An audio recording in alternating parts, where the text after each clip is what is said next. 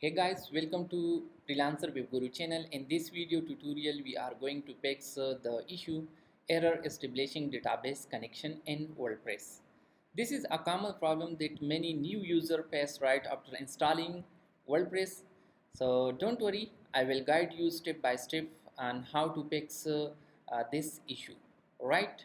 So let's click on try again, and here it required the database name, username and password.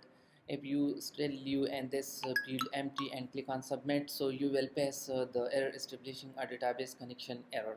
So now I'm back to the php my admin, and here this one is my database name. So I'm gonna click on database name and then click on privileges. So inside the privileges, I'm gonna click on edit privileges, and then I'm gonna click on login information. Here you will find out the username as root, and also the password is empty.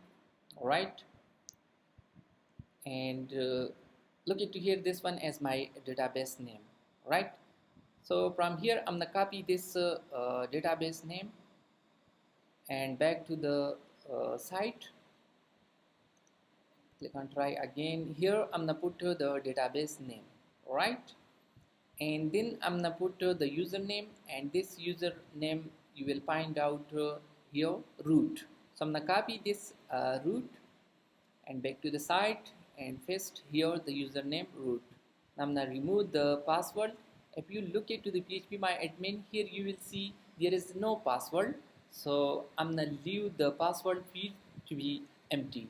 Right, if you have a password, then you can copy the password and paste inside the password field. Right, and the database host, this one as the local host, and now I'm gonna click on submit. Once I click on the submit, okay, now the installation process is successfully started. So I'm gonna click on run the installation. Okay, now you will put the information needed about the site. So here you will put the site title, username, password and the email. So now I'm gonna put these fields, and I'm gonna click on install WordPress. Okay, the email address as required, so let me put the email address. So I'm gonna put the dummy address and click on install WordPress.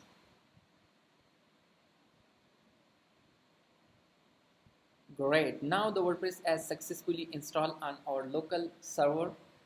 I'm gonna click on the login and put the username and password. It will redirect to the dashboard. So if this video is helpful, please subscribe my channel, comment, like and share. Thank you.